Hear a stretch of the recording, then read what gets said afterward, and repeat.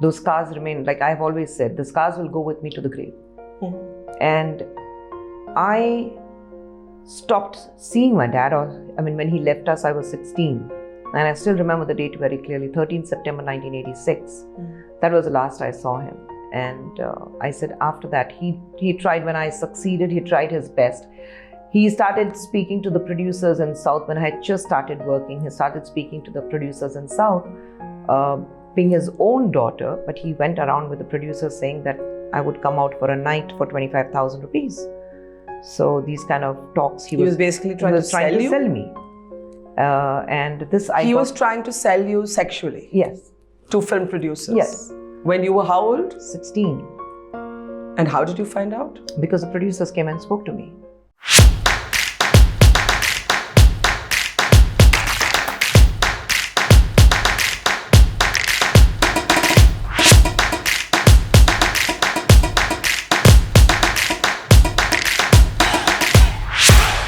Khushbu, you have always spoken your mind for as long as I have known you, and often that has got you into trouble.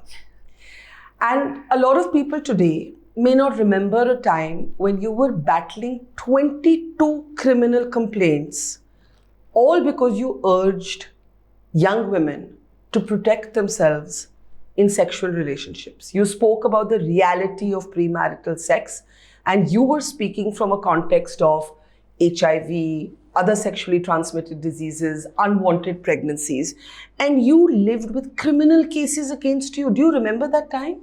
Yes, the most difficult times, but at the same time, the most beautiful times. Why beautiful? Because it taught me so much. It made me so courageous. It brought out the inner strength, which I never thought it existed. It gave me the strength to fight the odds. It gave me the strength to come out with flying colors as a mother, because I had two very young girls to protect at that time. How old were your daughters when this happened? 2005. My older one was just 5 years old. Wow. And my younger one was 2.5. What happened? Tell our audience. A lot of people today are very young. They don't remember. I remember because I'm old. We're the same age. What had happened? I had written an article in India Today. You were not yet in politics? No, not at all. This was in 2005. And that's when HIV was on the rise. And in Tamil Nadu, Namakkal, one area, which was the base for the exchange of trucks, and all the drivers would come there and exchange the trucks there. And that area in Tamil Nadu was actually number one in India when it came to HIV positive people. And most of the women there were sexual workers, sex workers, and they were absolutely unwantedly criminalized, and they were thrown out of their houses because they were HIV positive. And my argument was, it is men who transmit this disease to women. They don't get it by themselves. And of course, they were sex workers, and that is why they had all these truck drivers there. And I had written an article for that how in today's times, we had a lot of stories about newly born children being thrown in dustbins and found in the government orphanages at the doorsteps. Because then we had one scheme where it was called Tottil Koran or something. It's like a kid and we found a lot of unwanted kids. So my article was regarding that, saying that how this is on rise and we need women to be protected. And we cannot hide the fact that premarital sex do happen. You can't turn a blind eye. It's a reality. Yes, I said you can't turn a blind eye. That doesn't mean you were endorsing it, as you were accused of doing. So it was like, and my statements are very clear. If you are involved in premarital sex, you have to use protection so that you don't get, transmitted with any kind of HIV or any sexually transmitted disease or unwanted pregnancies, and you need to protect yourself.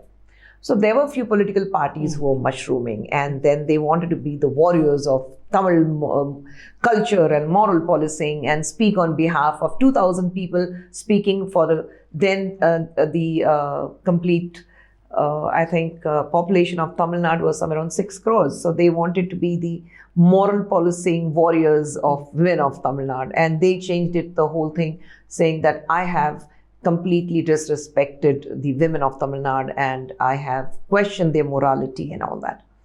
So, I mean, how utterly crazy. Like today, in fact, if you did not say what you said, you would be accused of interfering with the autonomy of adult women. Exactly. Right? It should be about what women consent to. Of course, teenagers is a whole different debate.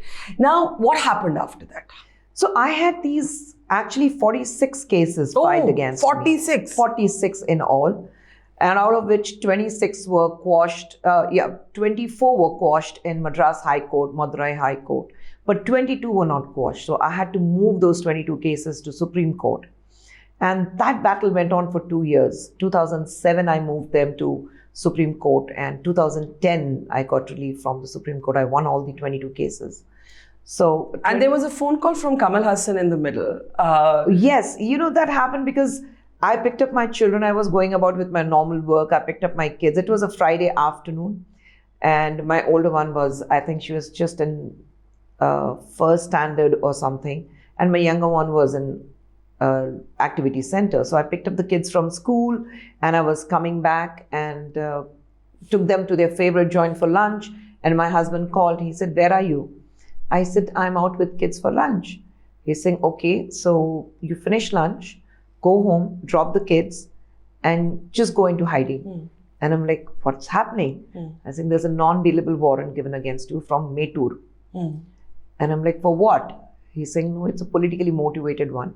And they have just issued a non-bailable warrant saying that you were summoned thrice and you did not go there in person. So they have, I said, "But we didn't receive any summons."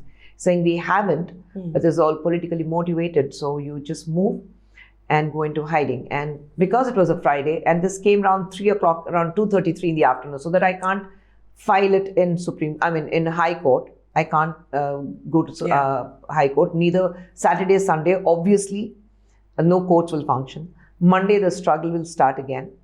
So he said, "Just go into hiding." So I dropped the kids at home and I went to a friend's place, and there were cops who were all over looking for me. They were in Mufti, they were outside my brother's place, all my best friends' houses. Wow. They went inquiring where I was, to my mom's place, and they couldn't find me anywhere. But I was at a very, very good friend of mine who supported me and his entire family, and I was with them. And Monday, Chennai High Court, Madras High Court refused to take up my case. Tuesday, they refused to take my case. And Wednesday, I'm still in hiding. And my kids, imagine my kids were young, they were calling me and they were crying that they wanted to meet me, they wanted to see me. And then on Wednesday morning, I got a call from Mr. Kamal Hassan. He was in US. And he called, he said, "Where are you?" "I'm at a friend's place." He said, "You're hiding." I said, "I don't have a choice." He said, "You do." I said, "How?" He said, "Go surrender." Yeah. I said, why would I surrender myself? I'm not at fault." He said, "Exactly. That's why you need to do it." He's saying, "Are you ashamed for what you said?" I said, "No." He's saying, do you think what you have done is absolutely wrong?" I said, "No." He's saying, "You spoke your mind and you spoke the truth." I said, "Yes." He said, "Then do it. Face the facts, face the truth. You are right in what you said. So just go." And that's when I called up my husband and I said, "Enough, I can't go. If they have to arrest me, let them arrest me. If I have to go behind bars, I'm ready to go behind bars. But I'm not going to hide anymore as a culprit. I'm not the culprit here. I've not done anything wrong." So he said, "Fine. Are you ready to face it? Because you don't know if they're going to put you behind bars. Yeah. We don't know how long it will take to bring you out." I said, "Fine." I said, "A week, 10 days, a month, a year, I'm ready to face it. But I will go." That's when on Thursday morning, then I went to Mettur and I surrendered myself. And it took you another few years to have these cases dropped against you. Yes, 2007 to 2010. Crazy. And did that experience make you more diplomatic going forward? Did you think before you speak? No. Did you start to think before you speak? No, wish I could do that, but no. I still continue to speak my mind. If I start thinking before I have to speak, if I start measuring my words, then I will understand that something is wrong with me in my head. Then it's not me. You've always given it back, including to trolls, hate speech, and you've got your fair share of that. And I remember this one tweet that you did a few years ago, and you said, "Get over it. Yes, I am a Khan." Yes. And this started because there was a lot of speculation over your religion, whether you'd converted. People didn't know immediately from your name that you'd actually been born Nakhat Khan. But when you became a child artist, your parents named you Khushbu. But people then started saying all kinds of things. You have never actually hidden the fact that you are Muslim. Never. I always say, I still say I'm a Muslim. I mean, it's just inborn. You can't help it. Now, if I have to get up, if I'm on the floor, if I have to stand up, or if I'm extremely tired, if I'm sitting down. And many people, hey, Bhagwan, that's how you go. To me, it's automatic. Ya Allah, that's how I go. You can't change. That's inbuilt. That's kind of a family and the surroundings and the circumstances I've brought in. So I cannot forget the fact that I'm a born Muslim. I still continue to be a Muslim. I haven't converted. Yes, I'm married to a proper Hindu. And in India, when you say proper Hindu, you mean practicing Hindu. believing. Yes, a very firm believer in Lord Muruga. He fasts every week on Thursdays. He's a vegetarian on Thursdays. We don't cook non-veg during one particular month and particular days where my mother-in-law is very clear that we all have to fast or we cannot bring any non-vegetarian at home. So that very the Hindu family I am married into. But we still are open-minded where I'm allowed to follow my religion. We have never told our kids that you have to follow Hinduism or you have to follow Islam. We leave it to the kids. They love enjoying, like celebrating Diwali as much as they love celebrating Eid. And they love celebrating Easter and Christmas also because my brother's married to a Christian. Nice. And he's baptized. Full syncretic Indian family. And he's family. baptized. His kids are baptized. He himself is baptized. And he goes to a church every Sunday. He is there. I mean, he would miss anything in the world but going to the church with his family on a Sunday. So we have a family of, and I really give the credit to my mother because when my brother was dating a Christian or I was dating a Hindu when I was dating my husband, she was very clear. I said, if there are going to be any problems because you both belong to different caste, then she told my brother that I will throw you out of the house and your girl will come in. And she told me that you will get out of the house and your man will come in. So I don't want any kind of problems because of religion. So that love is different. Love does not carry any barriers, religious barriers. Yeah. So when people started speculating over whether you had converted, whether you're a Muslim, etc., and you saw all those things about you. Even now, if you Google Khushbu, you'll find, 5 actors who converted their religion for marriage, right? Are you able to laugh off all of this? Absolutely, because you can't help it. See, I think trolls always call them very cowards, spineless cowards. This is what I frame them as, because most of them don't have faces. They don't have their real identities. And I think they know that they're so ugly in person that they want to hide their real identity from the people they are around with. I'm sure their own friends, their own family members will be on any of the social platform. So they don't want the world to know that how ugly I am from within. And that is why they hide their real identity. So I don't care about them. But do you think of yourself as Khushbu or do you think of yourself as Nakhat Khan? Both. Khushbu is something which is given to me, my name, my fame, my identity. And Nakhat is something what I am as a person. What does your mother call you? Nakhat. My entire family calls me Nakhat. My school friends call me Nakhat. Very few friends in the film industry call me by my real name. Very few friends in the film industry. So you have a kind of dual identity in that way. In your own head, how do you think of yourself? I think of as one person. Whether you call me Khushbu or Nakhat doesn't make a difference. But yes, I'm very, very protective. And I feel very personal when somebody calls me Nakhat. I mean, if a stranger comes around and calls me Nakhat, I have to turn around and say, please, I would prefer that you call me Khushbu. Because that is how you know me. So Nakhat is something very personal to me. That's me. It's your private space. It's a very private space. Only very personal people call me Nakhat. And you married Sundar, your husband, under the Special Marriage Act. Yes, I did. So neither of you had to convert. It's actually a great law. Yes, absolutely. And in India, I think it's a great country where you have this law. And none of us have converted. And I think religion was never an issue when me and Sundar fell in love. We never had an issue that he's a Hindu or I'm a Muslim. We never had that. We were in love. That's it, period. Now, you have experienced 3 different political parties, yes, right? The DMK, the Congress and the BJP. Let's start with the present one. Now, of course, you're in the National Commission for Women. A lot of people might say that you're a proud Muslim in the sense that that is your identity. You are married to a proud Hindu. Your brother is, as you said, Christian. And the BJP, for a lot of BJP states, love jihad is a political phrase. You have an interfaith marriage. Do you sometimes find your own life at odds with the politics of some of your colleagues? Not at all. Unfortunately, people have a very wrong conception about BJP. Let me tell you that you have like-minded and odd-minded people in every political party. The problem is, love jihad is not about interfaith marriage. Love jihad when women are forced to convert in the name of love. You fall in love, and I have literally seen these cases because even in NCW, we have these cases coming up where the girl says, I was in love and I thought that it was only about love, but only when I got married, it turned out to be that he wants me to convert. And then that's when, But the right to voluntary conversion is granted by the Constitution. Yes, it is. But it's the right to convert. Yes. But here, when you're forcibly converting because you're married into a Muslim family, and that's when the torture starts.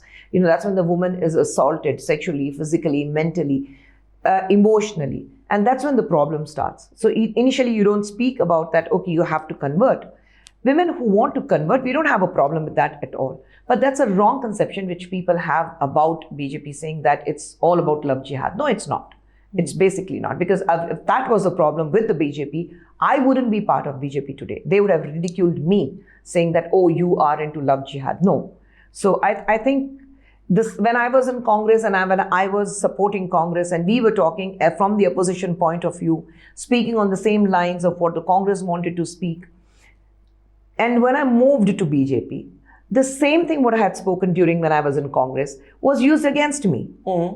So I don't know how it matters to them now, because just because you're on the other side, you immediately turn the plates and then you start calling names. Because I remember when I quit Congress, the first thing they said is, because I had a lot of financial issues with my husband and me had a lot of financial issues, to settle that problem. And I still remember the state president had come up with this statement that I was having problems with my family, and to solve those problems, I was forced to join BJP.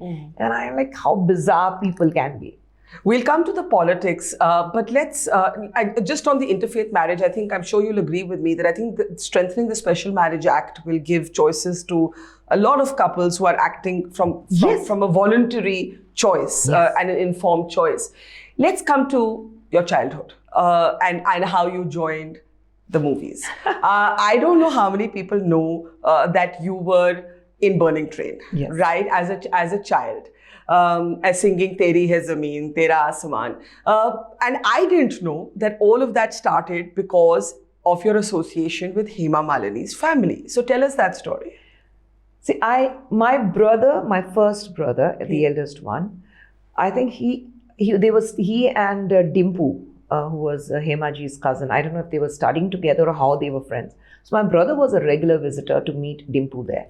And I used to tag along with my brother because for me it was the dream girl, Hema Malini. We all were like in awe of her.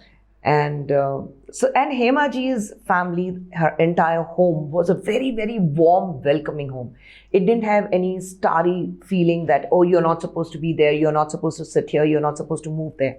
So I was all over the place. And Mummy ji, her mom, was very, very fond of me. So she would make sure that I'm sitting there in her room. I still remember the house, how it used to be. They used to have a huge helican staircase. And from the ground floor till the second floor ceiling, they used to have one entire glass cabinet where all her trophies and her shields were there. And Mummy ji used to tell me, tum count karo kitna hai. So I would start counting and walk up the helican staircase. But by the time I would touch the first floor, I would forget what was wrong there. So I would come back again. So my entire day used to be, at Hema ji's place. So I have seen her practicing Bharatnatyam, or I would sit in her room where she would be getting ready to go for a shoot or a photo shoot, doing her makeup. And then lunchtime I'm there, or breakfast time I'm there having idli, dosa, sambar, all of that. And that's when Ravi Chopra uncle saw me there, playing around with Hemanti's other nieces and nephews. And that's when Ravi Chopra uncle said that, will that kid act? So Mummy ji said, puchenge. So Mummy ji came and said, cinema mein act karega. And I was like, okay. How old were you? I was around 7. Okay. And then I told Mummy ji ki, रोज एक ice cream मिलेगी तो Ravi Chopra uncle से हाँ रोज एक ice cream दूंगा I said, then I'll come. And I didn't even ask anyone at home that I will, or whether I should or I shouldn't. But I said, because the ice cream was there, that every day I would get one ice cream, I agreed to be part of the burning train. Amazing. So a Muslim girl born in Mumbai ends up in Tamil Nadu and in not as an adult in the Hindi film industry. How does that happen? I did a couple of films as an adult in Hindi films. After Dard Ka Rishta, I came to a very odd age. I was like 11 or 12 when Dard Ka Rishta was released. And, you come to a stage where you're neither a kid, you're not an adult. It's a very odd age, very adolescent period. And JP Singhal uncle took a couple of my pictures. So, actually, Raj Kapoor, Papaji wanted me to launch with Ram Teri Ganga Maili. Interesting. But then I was too young to play that Yeah, you were role. 11 years old. I was just 13. Okay, and that's still too young. Yeah, so I was just 13. So then it was a role where you had to be a mother of a child and all that. Then Papaji said, she's too young to do the portion in Gangotri, she's fine. But then the portion which needs to be shot in Kolkata, she's very young. So then Boni Kapoor sir saw my pictures, and then Boni ji said, I will launch her with Sanjay Kapoor. And he put me under a contract for 3 years.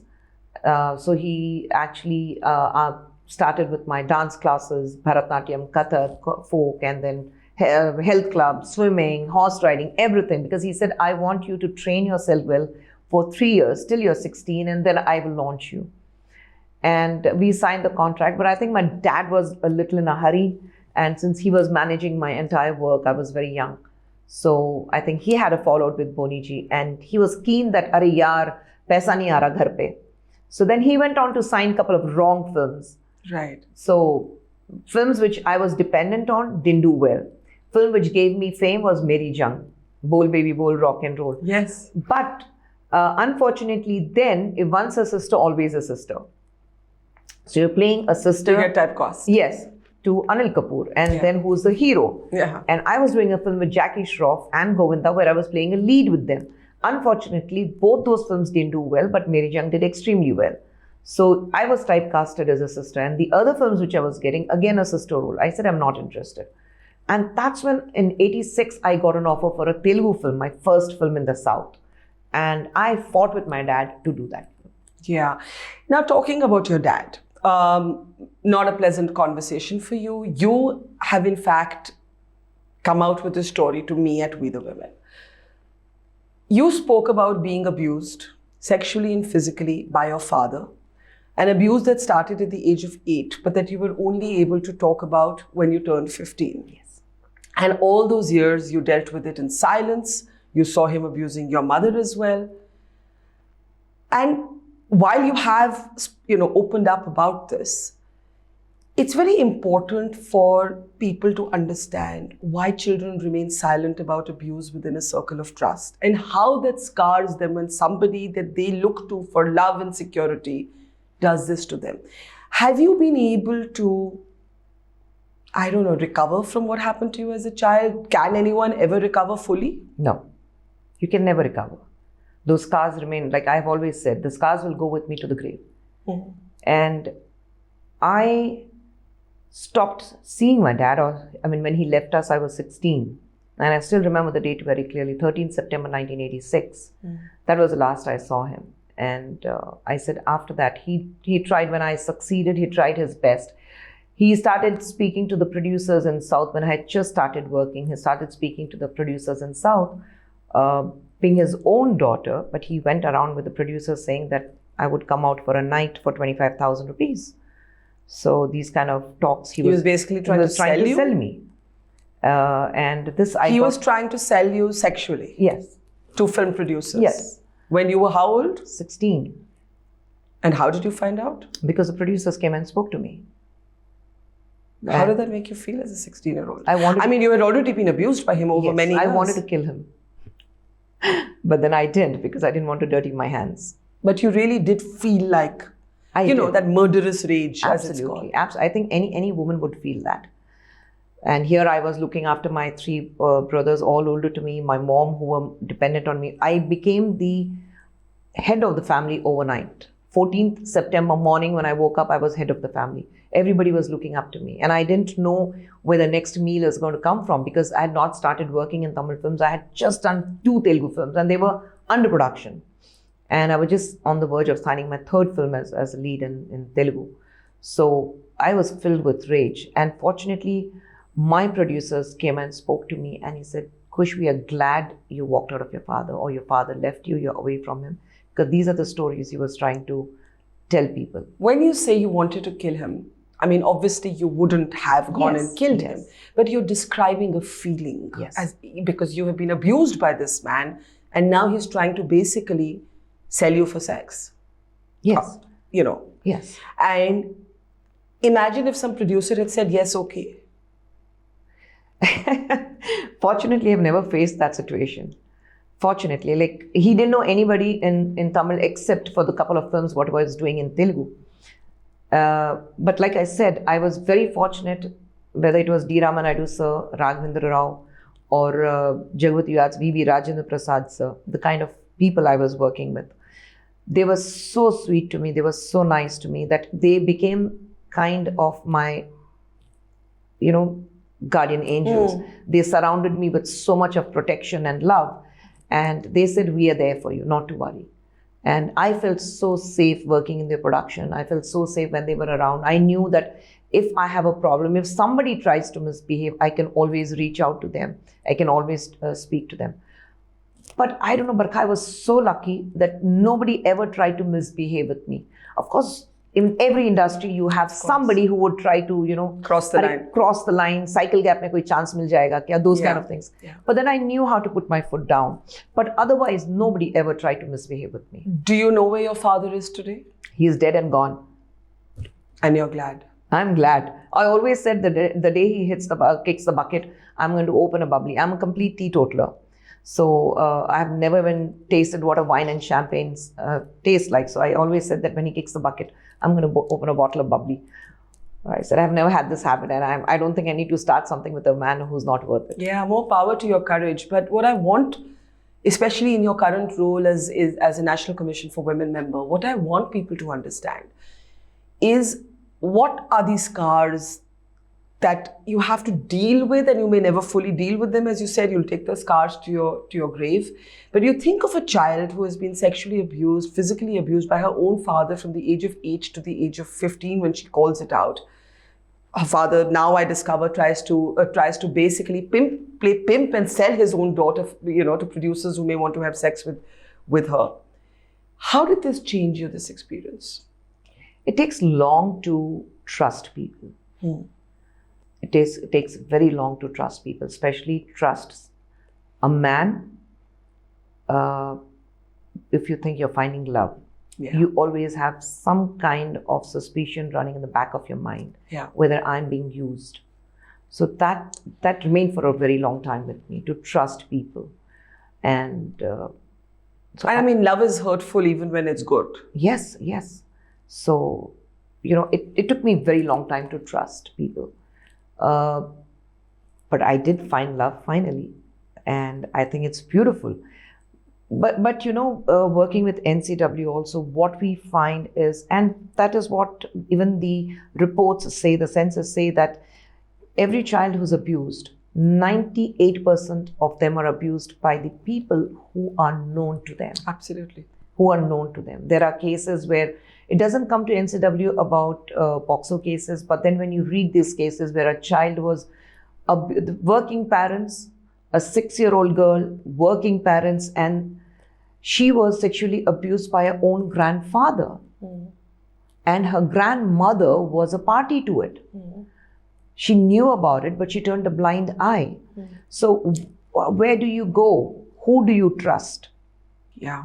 So when it's so difficult to trust, how do you end up in a profession, and I don't mean the movies, I mean politics, that is ruthless, where you don't know who to trust? That is can be such a cruel, competitive profession. How does politics happen in your life? I think 2007, when I moved all the cases to Supreme Court. And these were the cases because you had spoken about the need for girls to protect themselves if they're having premarital sex. Yes. So that's when I told my husband.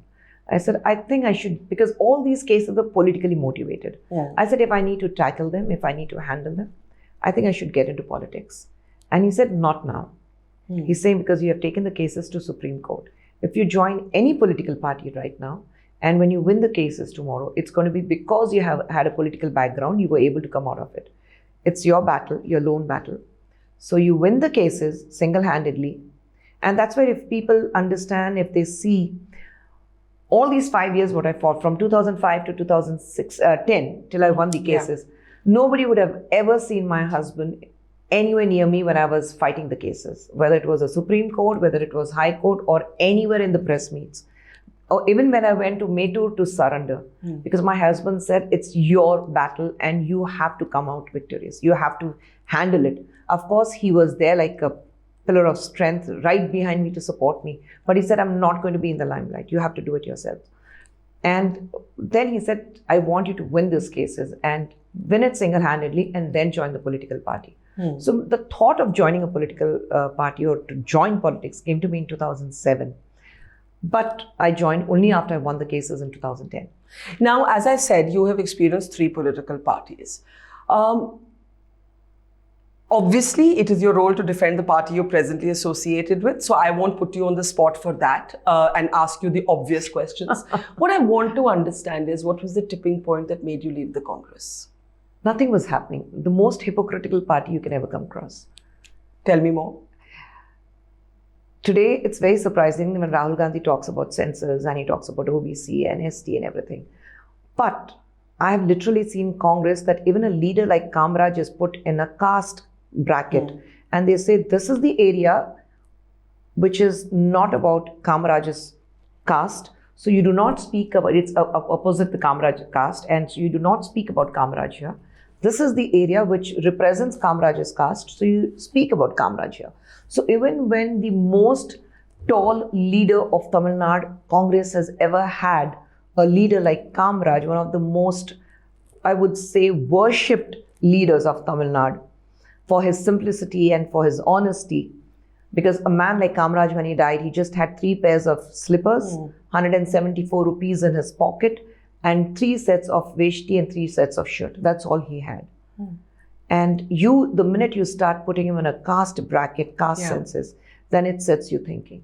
And I saw them that they're not talking about, they say we are secular, but no, they are not. That's when I first noticed the difference of being a Muslim being married into a Hindu. Because that's where they started differentiating whether I'm a Muslim or I'm a Hindu. How did they differentiate? That's like same when you're there, you are going for a campaign. Do not mention that you're a Muslim. The Congress said to you? Yes. Do not mention that you're a Muslim. Or when you're going to a Muslim locality, just speak in Urdu and just keep saying Allah, Allah, Allah. This is where you have to stress that you're a Muslim. So I did not understand that at all. So, the kind of hypocrisy they live with. And it's completely different because when I joined Congress, this was after the decimal of 2014 election, and people said, you're jumping into a sinking ship. You must be mad. You should be joining BJP. You joined Congress when the chips were down for the Congress, Absolutely. is what you're saying. Yes. They lost 2014. That's right. They were wiped out in 14. Yes. And I joined them in October. Yes. So I was like, but I have been brought up on Congress. I have heard Congress. I have grown up on Indira Gandhi and Rajiv Gandhi. And all my school days, I had Rajiv Gandhi's posters in my rooms. Oh, really? So, I mean, that is how I was brought up. Yes. And my entire family was a Congress supporter. So I literally grew up on Congress. I have seen Sushil Kumar Shindeji when he used to represent Juhu area before he became the minister he was. So I've literally seen them growing up. So I thought that was the right ideology and that was the right place for me to be in. And then what happens? What was your relationship like with the Gandhi I had a family? very cordial, I have hardly interacted with Priyanka. Okay. So I would reserve my comments about Priyanka because I have hardly interacted with her. But yes, I would say that I was very fortunate that every time I was in Delhi, I wanted to meet Rahul ji. He would immediately give me an appointment. Or Sonia ji, she would give me an appointment. I would always be humble. I was very humble with their attitude. I wouldn't say they have an air of being the Gandhis or anything, or they have a very hideous attitude. Nothing of that. That kind, very, very down to earth people. But when you you need that kind of a persona to look up to a leader. And unfortunately, Rahul Gandhi lacked that. When a leader does not want to be a leader, he does not want to lead from the front, but he wants to be presented as a leader by the workers, and yet you would say that, no, don't push me.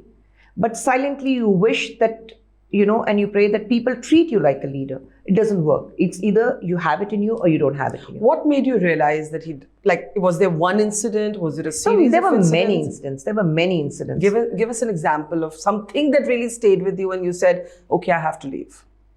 No, I think the kind of insecurities people have in Congress, a lot of insecurities. I mean, they don't want you to be part of a meeting because you know that you're a good spokesperson, so you will be, you'll outshine them. So I've literally seen that, and it didn't work for me. I mean, I can't work in an atmosphere where you have, kind of very inferiority complexed people around you. You're not confident of yourself. You live under a constant fear that you will be overshadowed or you will take over, and then it's like a crab story. Na hum badhenge na kisi ko aage badhne denge. That kind of a crab story. I can't work in those. Was there a tipping point? There were a lot of tipping points. I wouldn't, and when you eventually said, "Now I'm going." Yeah, the tipping point was then Mr. Rahul Gandhi knows about it. Are you going to tell us? No. Did they try and stop you? I didn't give them an opportunity to stop. You were sure that you would want to I was very sure. And what I did is, when I gave the letter, within, I think, not even 48 hours, I joined BJP. So I didn't even give them the time. Was it that your own party colleagues in Tamil Nadu in the Congress were very hostile to you? Was that part of the reason? Couple of them. And I'm not even into local politics. So Yeah. even now, if you see in BJP, I'm not part of Tamil Nadu politics. I don't get involved with Tamil Nadu politics. That's right. So I stay out of it. Is it tougher to be a woman in films or a woman in politics? Both. Tell us the challenges in both. In cinema, obviously, there's an ageism. Men are given roles till they're well into their 50s and 60s. 70s. They're still romancing young girls. There's a horrible ageism. There is a colorism. There are all kinds of expectations of women to look a certain way, to be a certain age. But what have you experienced as a woman in cinema first? I'll come to women in politics later. I think cinema, it's very difficult to, when I started, it was a time when you really need to start young. All my contemporaries, if you see, or even a little senior to me, they all started when they were 14, 15 as lead actors. Even Sridevi started when she was just 14 as a lead actor. So for us to sustain that, by the time you touch your 20s, your career is over. I mean, how horrible. Yeah, I mean, that's the time when your mind is developing into a thinking mind, that what more I can do. You understand the fashion, you understand the finer nuances of art, you understand how I can do better. You have the capability and the ability to understand the roles, what you're going to portray. Yeah. At the age of 14, 15, you're doing roles which probably you will understand what the character demands only when you're in your late 20s. And you're expected to give your best at the age of 14. And by the time you're 20, your career is over. Very few of us have been very lucky that we were able to sustain it for a very long time. Like, I was able to hold my position for 15 long years right at the top. So it was difficult. But then of course, there were ups and downs. And I am glad there were ups and downs. Otherwise, I wouldn't have realized the actual worth of my success if there were no downs. There was a time when I was out of 5 big films in a day. Because? Because I was in love. Is this about the Prabhu relationship with Prabhu? Yes. I mean, of course, he's well into his... And now you're all friends. Yes. But I just want to give context for the audience in a different way. Before you met your husband, you had a relationship with Prabhu. Yeah. And when it was found out, or when people discovered that you had this relationship, you were punished for it by being dropped from movies. People knew about it. But then why were you ousted from these movies? Because, I don't know, because at one point we thought it's fine to be honest about a relationship. Right. People knew that we were together for more than 5 years. Yeah. And when we decided it's okay to be a little more vocal about what we feel for each other, I was punished for it. But that's okay. But But again, it's the woman who's punished, right? Yes, yes. But I think that's a way of life. But I think the biggest punishment also goes, probably the men never show it out, but I'm sure he was punished too. Yeah. Because I'm sure he went through the same emotional upheavals and the turmoils and the pain that I went through. Yeah. Because love was not one side. Of course. And also it takes some getting used to have your entire life play out in the public domain, right? And that can't be easy. What is the most biased thing for women in cinema? Is it the ageism? No, I don't think. I think any world over, any kind of a platform, whether it is cinema or politics or any other field, I think the easiest way to bring down a woman is to character assassinate her. And that's the easiest way men think. Yeah. That's the only way you can hit a woman hard. Character assassinate her, malign her on a personal level. Whether there's absolutely no truth to it, but just malign her. And I think this is the trait which is followed by most insecure men around. Most of the men are insecure. We say we are in the 21st century. We say that we are moving forward. We are fighting for 33% reservation, which is coming. The act has come in. We will be taking that forward. All these things matter. But the mentality of the woman, of the men around about a woman still remains the same. Yeah. The minute a woman succeeds, अरे उसने कुछ compromise किया होगा. That is why she slept with someone. Yeah, compromise है इसलिए तो अरे वो boss के साथ थी पता है. बहुत उससे हंस खेल के बात कर रही थी इसलिए हुआ होगा. मतलब if a man is seen at 7 a.m. in the morning at the boss's office, it's fine. But if a woman is seen at 7 in the morning or at 11 p.m. at the boss's place, then it's just like, अरे यार कुछ तो compromise किया उसने इसलिए आगे बढ़ी है. So I think that's the easiest way a man can do to hide his own insecurities. And it's all over. And what's it been like in terms of challenges to be a woman in politics?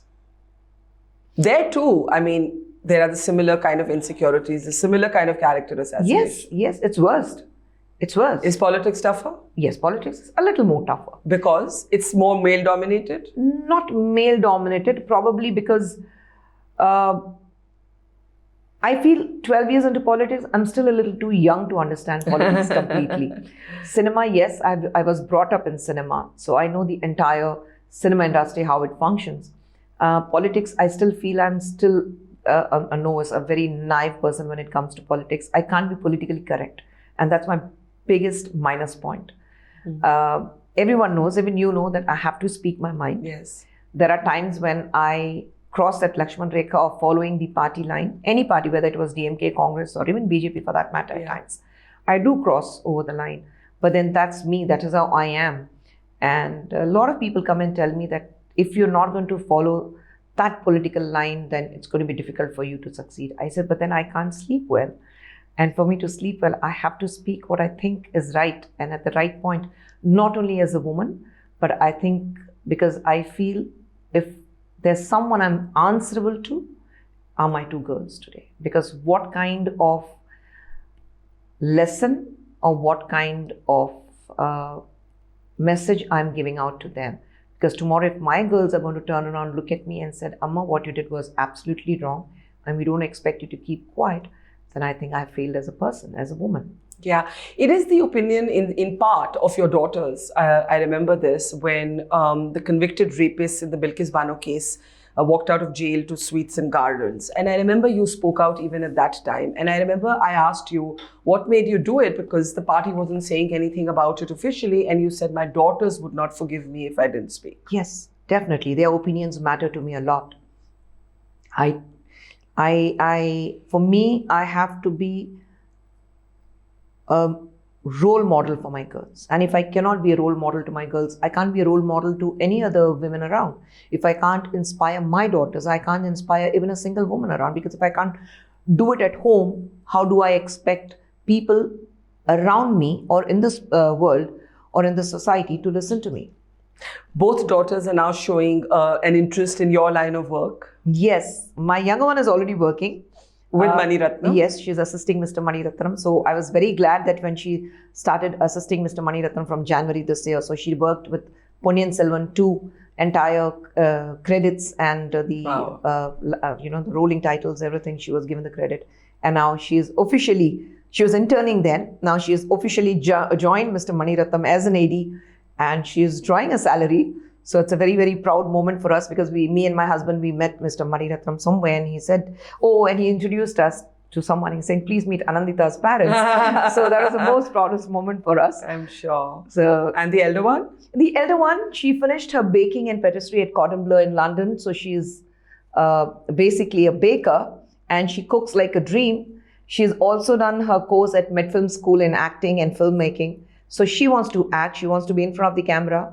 So are you feeling protective, or are you feeling proud? No, I'm feeling very proud, but I tell her that she has to work hard.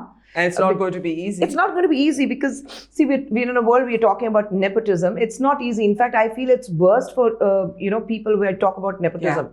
Because there's so much of responsibility on the children. And that's what I tell my girl. I said, the first thing, you're beautiful. She's 5'11". She's tall. Wow. My younger one is 6'1", by the way. Wow, so fantastic. I'm the elf in the family. My husband is 6'3". Lovely. So I'm the elf in the family. But I tell my daughter that, the first thing people are going to say is, just beauty will not matter. I said, they're going to say, can you act like your mother? Can you dance like your mother? Can you emote like your mother? Are you behaving like your mother? I said, everything is going to be compared to me. And you have to prove that you're beyond that. And in today's times, out of 100, probably just 5 of your true friends will actually wish that you be successful. That's right. 95% of them will be waiting to shred you into pieces and throw it in a dustbin. That's right. So you don't have to prove yourself to this 5, but you need to work hard and prove to that 95 of them. So I think it's not easy, it's tough, but hopefully she's working hard. Let's see. Do you have any regrets so far? No, my regret is nothing. I think the only regret which it will remain with me is, for the first time, I would say this, that I've hurt Prabhu's family. That will be the regret all my life. So do you wish you hadn't been in that relationship? Yes, because I don't think today when I'm settled with my husband and my children, my family, I know how protective I am. So I think it's not right. It's absolutely not right to be involved with a married man. Absolutely not right. Just the fact that you're able to speak about your relationship, a past relationship that you had with somebody who's married in the open, makes you a very unique person. But that's the honesty I want to live with. It's no point in me keeping myself. And today, of course, me and him and his family are very good friends. I go home, I meet his wife. His daughter is one of the best bakers in business in Chennai today. So my daughter's birthday cakes come from her bakery because they said, no, we want only her to bake a cake. So that is kind of a relationship I share with them today.